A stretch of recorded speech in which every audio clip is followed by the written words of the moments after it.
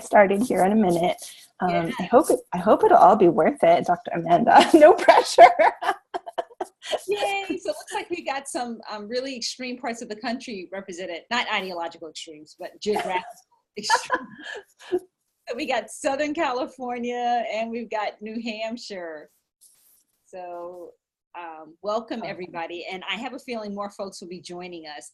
You know, one of the cool things, honestly, about Zoom is that it's just faster for us to see you. So we can have much more of an interactive experience with you guys being on Zoom. So maybe it was meant to be, Andrea. Here we go. So everyone, before we, I'm going to make a couple of announcements and then we're just going to jump in. So the first thing is that we're on day 4 of the Stop the Hurt Challenge, as you know, and tonight our focus is on going towards that which you fear, going towards that which you fear. And it can be a little bit tricky to do that in a respectful way. So what I encourage you to do as you listen to me and Andrea, please post your questions or your experiences in the chat, and then we will open it up for an actual Q&A after we've had a chance to really hear from Andrea and how she's experienced this issue and what she has done in terms of her own expansion around implicit bias. I'm just going to say briefly that Andrea J. Lee is an entrepreneur. She is a master coach, and I'm talking about highly accomplished. You know, she has kicked a lot of people's butts and left them and left them saying, thank you for the experience. So you got to tell you, that's something pretty special about her. But she's also, as she will share with us, she's also very much committed around the issues of domestic violence and the abuse of power. And finally, I'll just say Andrea J. Lee also has a lot of experience in the diversity, equity, and inclusion space in terms of doing trainings like that. So all the way from Canada, close to Alaska, let's welcome Andrea J. Lee. Thank you so much. It's so fun to be here with you. I have to say, Dr. Amanda, I have so much respect and admiration for your work. I'm very grateful that you're doing it, and really grateful to everyone that has gathered right today to raise your hand to say, hey, you know, I want to do something. I want to stop the hurt. And so yeah, I am delighted to be here. My area of I guess, relative greater expertise is in the violence prevention world, and gender violence, emotional abuse, domestic violence. I recently returned to grad school, so a lot of my emphasis right now is on power and right stewardship of power. And I actually think that that's a very good fit with the topic of implicit bias, because we have more power than we think to shape our own norms. And that's what's so great about this challenge, is that it gives us very doable tools to help create new normal based on the world we want to see. So I'm here from Canada, as Dr. Amanda said, up here in British Columbia. For context, my parents are from Taiwan, a small island off of the coast of China. I was born in Ottawa, Canada, into a country that, while it was welcoming and had a positive stance towards multiculturalism, it was a very white community that I was born into. I was encouraged to speak English and English only and all those kinds of things. I'm married to a wonderful white guy by the name of Mike Flannery. Flannery is a pretty Irish name, so you can make the connections that way. So that's the context. That's where I'm coming from, and I'm so happy to be with you guys. Awesome. And you said Mike Flannery, so is he Canadian? He's Canadian. Okay, awesome. Yes. Awesome. And you were talking about made in Taiwan. Can you just say, you were just saying about that earlier. What were you saying about that? Right. Well, my parents are from Taiwan and I was born in Canada, but the whole joke is that I was almost made in Taiwan. Oh, almost made in Taiwan. Yep. All right. So Andrea, just tell me a little bit about, for you, when you think of going towards that which you fear, in terms of a demographic, like where does that land for you? What comes up for you, you know, in your experience? You know, it's really interesting. I feel like it is such an honest, courageous approach to go towards what we fear. I feel like it is, in fact, the possibility of making change is so much greater if we're willing to go towards what we fear. Um, there's actually a term for it, and I'll maybe look it up and post it on Facebook after, from the video game world. Uh-huh. How many of you play video games or know someone who does?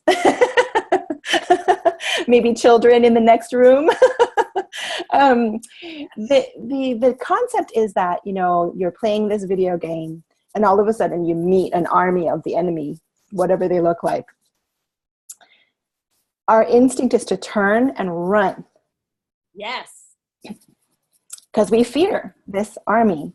Well, actually, there's a thing in video games, and like I said, it's very interesting. I think would be fun to find the term. And it is that a strategy that instead of turning and running, you actually turn towards the army and run towards it, run through it to get beyond it. Isn't that interesting? Mm. Yeah. I'm going to take a sip of water here, but I find that a very instructional idea. Isn't it like, it's counterintuitive, right? Because if you fear it, then you don't want to get close to it. And you don't want to get close to it because you think it's going to annihilate you. Right. So if it can't catch you, I don't know if there are any former New Yorkers, but, you know, people ask me, why the hell are you walking so fast? And my strategy was, you can't hurt me if you can't catch me. Right.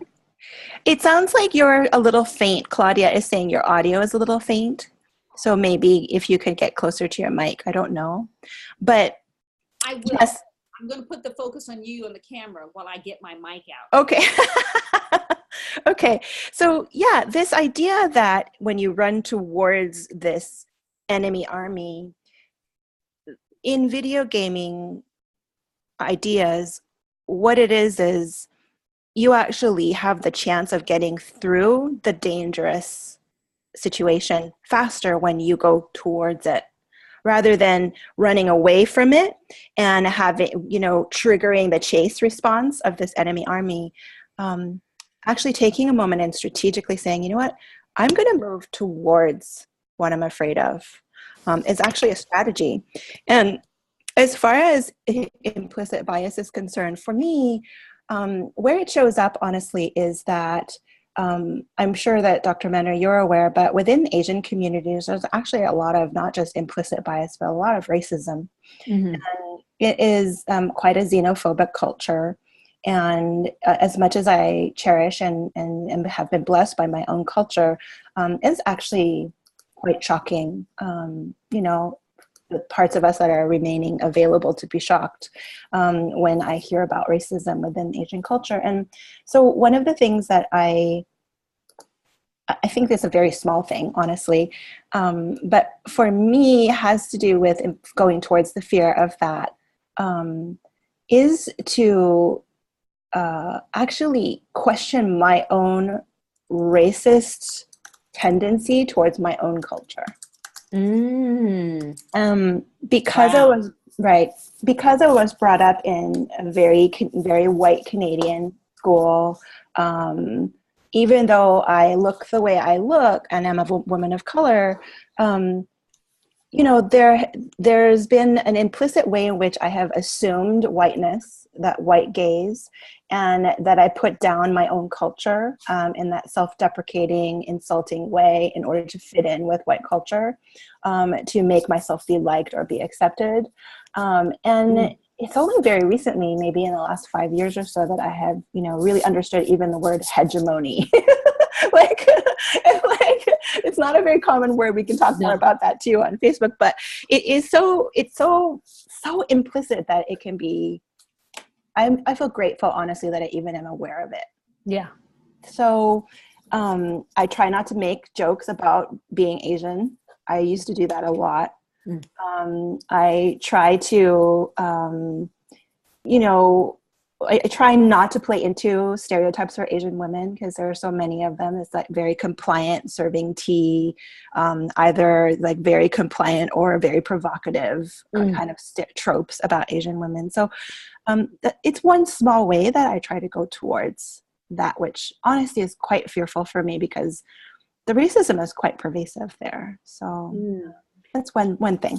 Yeah, that's a huge thing. Yeah. I mean, you talked about racism within you towards your own culture, or that which you've been taught to fear and not trust or not value. Yeah. I'm thinking about, I'm putting our, so we can be side by side virtually, because I really want to be with you on this. I really appreciate you sharing that vulnerability. And well, there's a couple things that I want to follow up on, and that is, first, let's talk about the white gaze for a moment. So for you, what does the white gaze mean? It means looking at the world as if I'm white, because I have been enculturated into this dominant lens through my schooling and my work and so on, that I have forgotten my own race. Yes. Or it's almost like forgetting your own authentic subject position. Yes. You know, so you've been trained to succeed. You have to just put on these special glasses and see everything from these glasses and speak from these glasses. Right. Yeah. And you get rewarded. Yeah. It's like a whitewashing of my own cultural self and my cultural identity. Yeah. And it can be hard. I don't know if anybody relates, if you type into the chat, that to recognize I have been slave to my own ignorance. Yes. In this regard. It's quite something, multi-layered. Yes. Yes. And you know, when so please, folks, feel free to add to the chat. We'll come to it off and on. You know, sometimes for some people, it might be easy to, if you say the word male gaze, you know, because, you know, when we look at car ads, we're being trained to think that women are, you know, I don't know, somehow appendages to cars. Right. You know, there's or ornaments. Right. Ornaments. Or we look at, you know, we've been trained to look at, even to think about God as masculine. Right. And it was my daughter, when she was like in preschool, she was constantly correcting me because I would say something and she would say, he or she, mommy, when I would talk about God, he or she was constantly like training me. Right. And that's when I realized, wow, you know, I've been so acculturated into that. Right. You know, and because she, being so young, was being, her preschool obviously was emphasizing gender equality and inclusive,ness. And, you know, they're working on something on that level. Yeah. Explicitly. So she could hear it. When she heard it in me, she could point it out. But years later, she only talks about God with the masculine. And I said, honey, remember when you used to correct me? And she goes, oh yeah, but now I don't think of God that way, as feminine. And I think, again, it's that constant conditioning that we're disciplined into. Yeah. So one of the things that I have been trying to do is to reconnect with my own culture in much the same way that you have been helping us to do in the challenge, you know, to stop the hurt of my own implicit bias towards my own culture. And so, you know, reconnecting through food, through language, through art and music, through clothing, through my own character, my own personality. What part of me relates to being Asian? Which parts of me have I lost that were authentic? How might I express myself differently if I was not performing in some unconscious way for white society? Mm. And these are not questions that you answer overnight, but I feel that, you know, in the spirit of this challenge, just asking them is part of stopping. Just asking those questions. So I'm not defaulting to what, you know, I've kind of groomed myself into. Yeah. Yeah. Not defaulting to what I've groomed myself into. Yeah. So having the courage to look at what the default is and then asking. Yeah. Raising it to consciousness. Yeah, exactly. Good, good additional words for the awareness. And I hope everybody doesn't mind. Like, I mean, these are all very personal, very kind of raw things, which I think that I'm trying to polish any of this. It's just very real. Yes. I have no need to make it sound pretty. The part of also a specific way that I don't know, Dr. Amanda, if you feel this would fit into the idea of turning towards that which we fear, but I love language and communication. Raise your hand, just say yes or whatever in the chat if that's you. But I realized that some of the language I was using has bias, has like racist terms in my language. Yes. And it is an ongoing thing to like notice and read those out and replace them. Yes. And it's quite something at first when I think about like language, this thing that I love. Yes. That I'm using these words that it's like, what you mean? I used to say selling myself down the river. Oh yeah. I mean, how can you possibly, you look in your toolbox if you're in any way handy or you have a toolbox, that thing called a monkey wrench, like that's not okay. There's so much of it. It's almost, but if you just, I tried to pick like a couple words and just say, all right, what are the words I'm going to use instead, and start to own those words instead. So that's another way, hopefully, trying to look at it and be brave and say, nope, not going to use those words. Yeah. And we were talking about last night, minding the internal kingdom. Yeah. Minding the internal kingdom. And so that is paying close enough attention to yourself so that taking responsibility for yourself before the outward finger, going to this thing toward the self, and being intentional about what you do and what you don't do. So in English, there's a storehouse of concepts where white is good and others everything else is bad, right? I mean, it's just embedded in the language itself. So when you talked about language, and as someone who is a writer and a poet and a playwright, I love language. Oh my God, I really love language, the specificity of words, my husband says to me sometimes, he's like, what does that mean, baby? And I'm like, I tell him what a word means, and he'll be like, oh, okay, well, why did you say the other word? I was like, honey, you just gotta let me be me. I have a big vocabulary. Don't be asking me to change, make it one of the 500 words that everybody uses. I have to use what feels right. But anyway, having autonomy, like I said that you were a master, for example. And I had a course called Mastery of something. It was mastery of the racial justice from the heart system.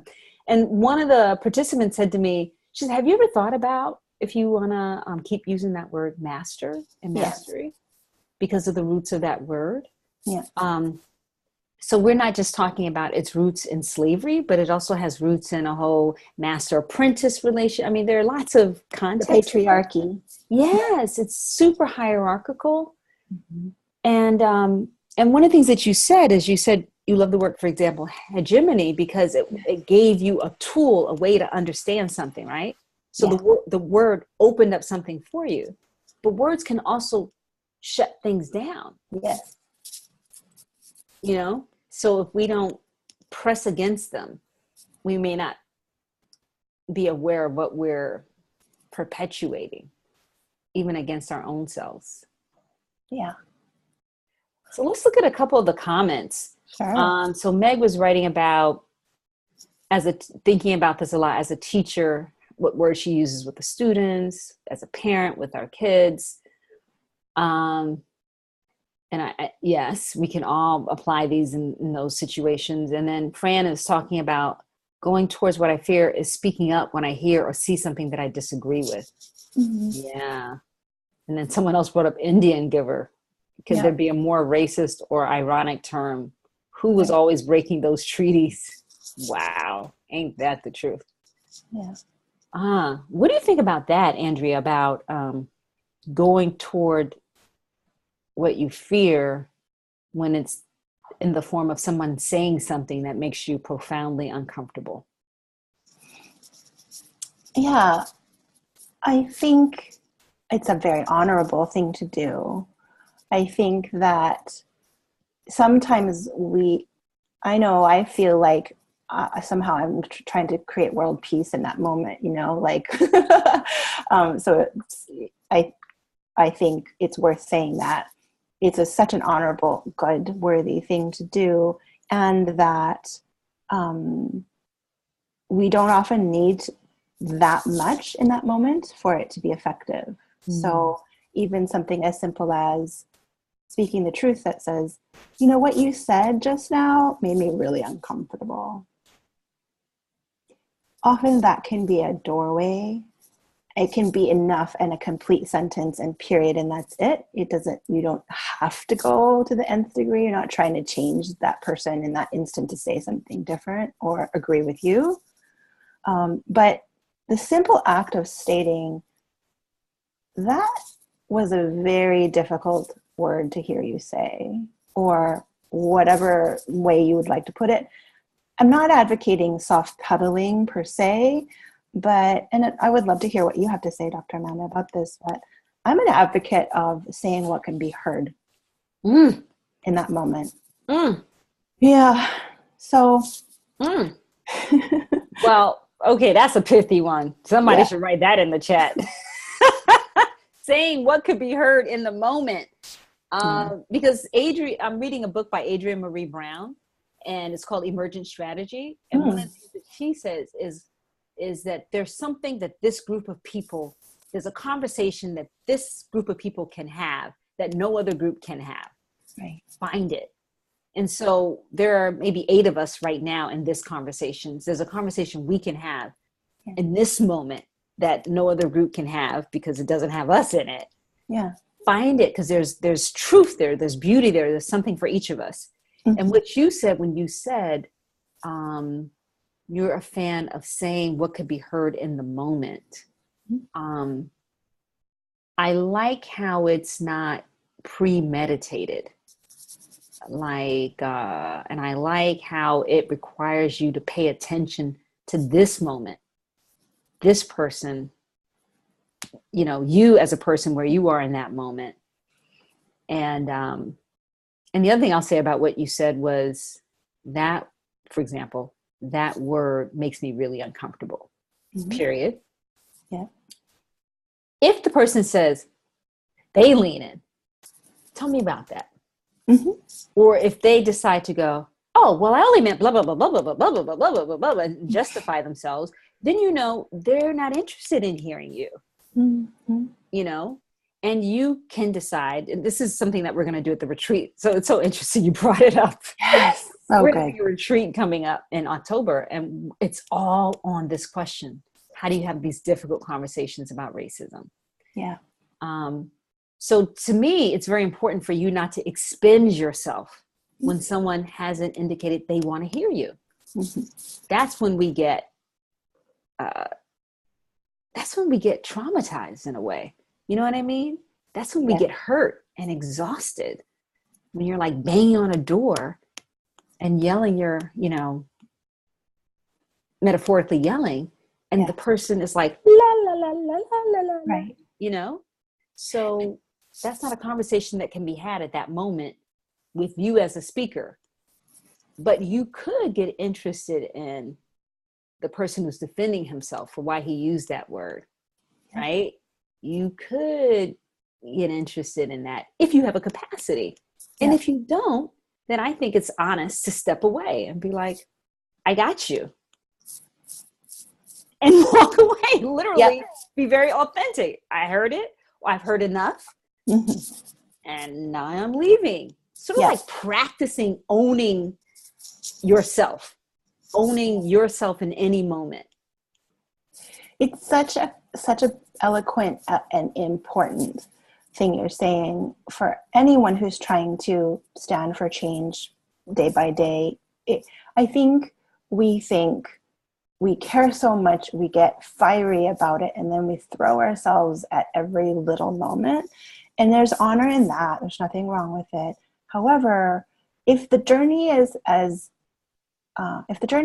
to creating lasting change is what we think it is, it's not going to be over in a year. Right. So let us be active and do the things that sustain us, and don't spend our lives such that 3 months into it, we are taken out of play. Am I making sense? Yes. Yeah. So, I mean, it's so interesting, Dr. Amanda, because earlier today I was on a call as well, and it feels like these two calls have a sort of synergy. And it's that people are like, oh, self-care, we get talked to, when we're talking about racism or gender violence or, global warming and stuff. Like, I feel like there's not enough, like, what I have to offer towards stopping implicit bias is just a drop in the bucket. Mm-hmm. What do we do? Well, if a drop in the bucket is what you have, my invitation is for us to do more of what you're doing here in your leadership and at your retreat too, is find other people. Like here we have 8 people, okay? 8 drops in the bucket. I think that might be a teaspoon. And a teaspoon, I don't know, what can you think of that? A teaspoon of would be really potent. A teaspoon of salt can be super potent, or hot sauce. Yes. A teaspoon of plutonium is crazy. That's right. scary. Yeah, right. Right? So yeah. In turning towards one of my fears around activism, it's that I'm not going to make a difference. That's a very big fear I have. Like, even with the heart that we all have, that we maybe can't make a difference, but that when I feel like that, I try to think of my drop joining with your drop, Dr. Amanda. Dr. Amanda, you're the drops that you have convened, and you are calling forward to do the work with you. Collectively, our drops matter. Mm-hmm. Yeah. I was on a call with Eileen Flanagan, speaking of Irish folks. And Eileen was talking about how when she was a parent, there were a series of posters for children's books, for Children's Book Week. And it was always European white kids, right? Yeah. And one year, it was like, I don't know, maybe 1969 or something. All of a sudden, there was a Black kid and an Asian kid, judging by the eyes, right? And so she was saying she noticed it then, and but she didn't say anything to the library about it. So I think it's important to notice our drops. I mean, to own, well, I'm not going to buy that particular book, or I'm not going to support that movie, or, make those kind of decisions. And when those are public institutions that are supposed to be serving the whole community, actually turning your voice toward the institution. Nice.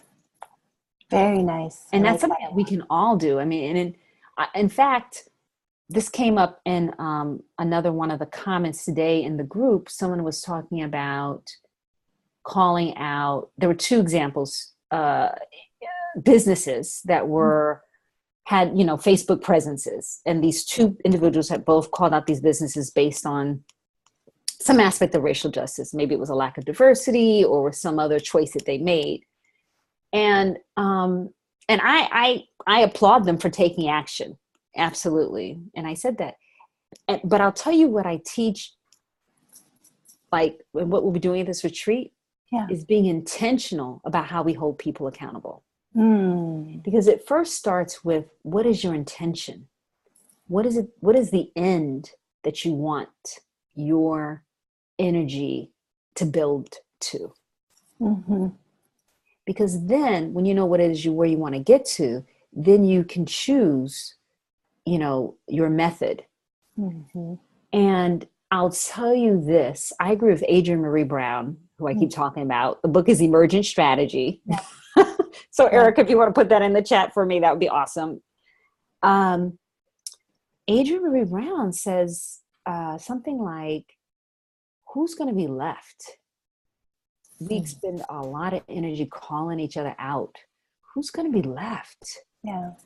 Because who of us hasn't been conditioned by this hegemony, by this white gaze, and what's the way to get people to shift, to really shift, not just to stop a certain behavior. I mean, if that's your intention, just stop the behavior, that's one thing. But if you want to have them stop that behavior and understand why that behavior is harmful so that they don't take on another behavior, then that may lead you to a different kind of action. That's good. Mm-hmm. So I just want to put that out there just to stir that up a bit. Yeah. If you guys have if you want to raise your hands, I think I might be able to manage the Q&A. We haven't quite gotten there yet. Let's see. Yeah. Fran, you make a good comment. If you don't have an issue around, like as I do sometimes, around feeling inadequate, like what I can do is so small. Don't worry about it. Go with it. Don't even. That's great. Because I agree with you. You never know the impact of the ripples. So that's great. Mm-hmm. And, I actually had an experience with that. I'll be very brief here. Yeah. I held to account a leader of a local nonprofit that has eliminating racism or, dismantling racism as part of their mission. Mm-hmm. And they had done a few actions that really concerned me. And they got a lot of criticism on social media. And I could have put my voice there. But I decided that where I wanted to put my voice, because of my relationship with the institution, was to speak directly to the person who had authority and responsibility for what had been done. Mm-hmm. So we had this uncomfortable conversation. Mm-hmm. And I didn't know if I really had an impact, because what I got was some defensiveness, honestly. And I didn't get a big old, oh, thank you so much. Wow. I didn't get that at all, right? So I was like, well, I did it because it felt like I had to do it because of my integrity. Yeah. A year later, I talked to that person, and that had been a seminal conversation for her as a leader. And she undertook a learning journey about institutional racism because of that difficult conversation with me, which then led the organization to prioritize the learning journey more. So wow. I agree with you. You don't know, but you could follow up and ask, a little bit later, a month, 2 months, 6 months later, how's it going? I love that. Asking can happen, and then the circle of life brings that to you. And I mean, the piece that I try to stay close to is that doing something and not knowing what effect it has is kind of like part of my faith. Mm-hmm. There's like a faith of I do it because I know it's right, and that's all. And yes, I want to see change, but I don't have need necessarily to have it be accredited to my bank account. Hopefully my Karma bank account is okay. Yeah. But I sometimes say to younger women activist types, it's like, if you do things so that you get credit, you're going to be waiting a long time. So do it because it's right, And sometimes you'll get credit. Sometimes you can check in, and for sure, it's so gratifying. It can keep you can feel many decades of further activism with just one piece of feedback. Very true. Hey, can we get an amen on that one? You can feel many decades of activism with one piece of affirmative feedback. Okay. Well, like I said, the world's of wisdom from this woman who kicks your butt and has you saying thank you at the end of the experience. So funny. Oh, yeah. But I think that's also part of shifting out of and I'm going to call it white supremacy culture. Yes. Which is that it's never good. You can call it capitalist culture. You can call it patriarchy. I mean, these systems all interlock, but it's never good enough. And we don't spend enough time acknowledging each other, especially the people who do the uncomfortable stuff. The people who get a lot of negative energy directed at them. And what I want to say about that is, I don't know why I'm quoting Adrienne Marie Brown so much tonight. Hey, you got some wisdom. Yes, but she's not the first person to say this, but you know how birds will fly? How they flock? Yeah. It'll be like, who's in the front? There'll be somebody in the front, but then that person will drop back and someone else will take the front. Yeah, because there's a resistance when you push, when you're on the cutting edge. You're breaking through the resistance, and that's actually really hard work. It's really hard work. So they take turns doing it, and it can be a small number that's the wedge, and then the whole goes through. There's a piercingness to that, what you just described. It's really cool. Something you said made me wonder what you think of this as maybe an exercise for today's challenge. What if we were to actively acknowledge people who are doing that piercing? Oh my God. Could we do that? Yes. And you know what? It brought tears to my eyes because I feel like people who are doing that piercing role, they're hurting because it takes so much. So, and when we criticize people for how they pierce, well, they didn't do it with nonviolent language, or, couldn't they have done it another way? Well, the tone was very threatening, or, did they have to take over the whole street, or whatever the thing is, right? I mean, yeah. But sometimes people come out of a lot of hurt and anger because nobody has said thank you. Except the other people who are standing side by side with them piercing. Right. But if you weren't out there piercing with them, I just think it could be a huge thing to say, thank you, I see you. Thank you, I see you. Yeah. Does that fit with it? Stopping the implicit bias and stopping the hurt? I think it fits with stopping the hurt. Yeah.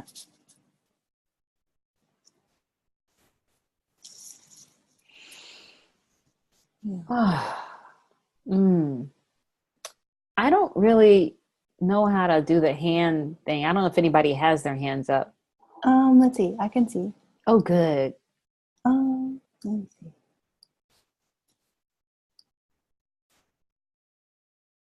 I don't think so. Yeah. Okay, that's fine. I just didn't want to leave anybody out in case they had done that.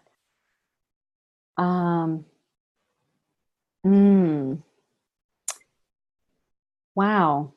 So I don't know if we want to give Jesus the last word, but someone here says there's some deep stuff. This is my Erica, my friend Erica, who's writing in here under the name Dr. Amanda Kemp, but she's actually my buddy and my my co facilitator in these things. So, and Erica has a PhD in the Hebrew Bible, so she's always got biblical quotes for me. That's great. So Erica says, Jesus says, I come not with peace, but with the sword. I think it was telling us that this kind of truth telling, it's a piercing kind of truth telling. People won't say thank you or think that you're nice. Mm-hmm. Yeah. Not all the time. Not all the time. Oh, they may not say thank you while you're alive, or they may not say thank you when you're in the meeting with the DA and, you know, you're piercing, you know, in that moment, they may have the capacity to say thank you. Yeah. And neither was MLK, wasn't liked in his day. Absolutely. Wasn't liked by consensus. It wasn't like, oh, you know how there's so many people who are like Christians now, but in Jesus's time, there were no Christians. Right. You know, Jesus didn't know a Christian. No. What's this word, Christian? Right. Or, you know, and as we know, well, I don't want to go too far down that path.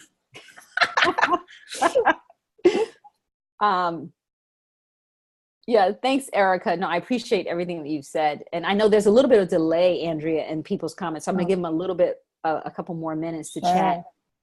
So while you're doing that, let me remind you of a couple of things. So tomorrow is the last day of the challenge, but it's not the end of obviously of your commitment to stopping implicit bias. And it's not the last opportunity for you to have ongoing support. There's a lot of ways to get it. I always tell people, find somebody who's going to hold you accountable and who's going to support you, who's going to love you, and who's like, you know, Andrea J. Lee does, who's going to kick you in the butt with a beautiful smile, you know. Find some structure that does that for you. And so we are going to be hosting a retreat October 15th through 17th. And you guys are so totally invited. We're going to live stream it, and it's going to be in person. So if you can't come physically, you can come virtually. And even if that doesn't work for you for your schedule, just be in touch with me if you want to find out more about ways that you can get that support and accountability, because we all need it at some level. We all need it to keep that balance, to keep that humor, you know, to keep that humility. You know, I just want to, I love that question, the statement Andrea made when she said, what can be heard at this moment? You know, people who can help us reflect on what can be heard in a moment. You know, what are we able to hear in a moment? It's like really companioning each other. So, Andrea, thank you for making time for this conversation. It was so quick. Yeah. No, thank you. I mean, in the spirit of, I'm going to take on the challenge of going out and actively seeing and acknowledging some of the people who are leading the charge on in the racial justice realm. And I will start by saying, you know, Dr. Amanda, you have done so much in your life devoted to this, and it can be it can be a quiet road sometimes. And this challenge is such a great example. I want to make sure you hear that, you know, for all the times when you have wondered if anybody hears or if there's any change happening, I see you. I'm so grateful for your work and your devotion. And really, you're someone who makes me proud to be human. So thank you. Oh my God. Yeah. Okay. I accept it. I'll Good. keep accepting it. I may come back and play this part again. Good job. But Andrea, if people want to get more of you, which what can I say, people? I'm sure you do. How do they get in touch with you? Can you put something in the chat? I'll also post something on in the comments and in the group. But yeah. Tell us. I know you're working you were talking about the abuse of power space. Like that's something that you're very committed to.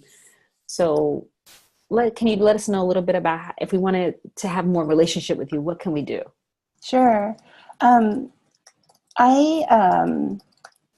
I said to you, Dr. Amanda, I've been coaching in the business realm for a long time. So if you have a need for some ideas for how to have challenging business conversations that are not specific to race or gender necessarily, but how to handle tough conversations, I have a book. It's a very small pocket book, but it has real words that I aim to share so that they can be said in moments that can be heard. So it's called We Need to Talk, Your Guide to Challenging Business Conversations. And my site is just my name. It's AndreaJLee.com. And when you go there to the Ask Andrea page, I do have a monthly call that I do try to teach something worthwhile. So if you're interested in more conversation like this, that's where you can get it. AndreaJLee.com/ask.Andrea. So you have a monthly call. Is it like a Monday, or is it just does the day change every month? The day changes. Today was one of those days. It was earlier. That's the call that I was referring to. Yeah. Oh, So, okay. So you just have to get over there, so you can get on the bus. So Right. you can you can get an announcement when the next one is. You can't be passive. You got to be. Right. You got to get out there. And on your calls, Andrea, just so because I don't know, I'm really asking. So is it to focus on business challenges that people are facing?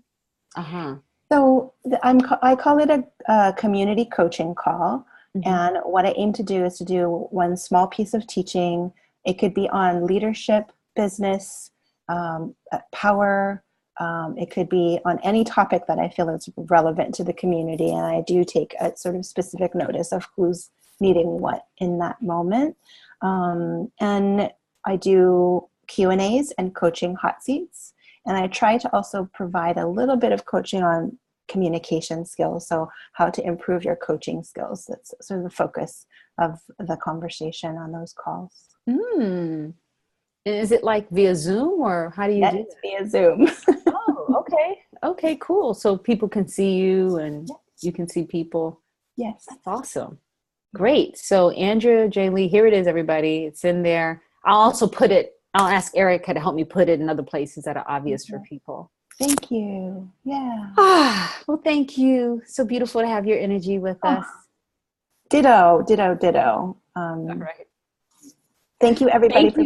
Thank you, everybody. Thank you, everybody.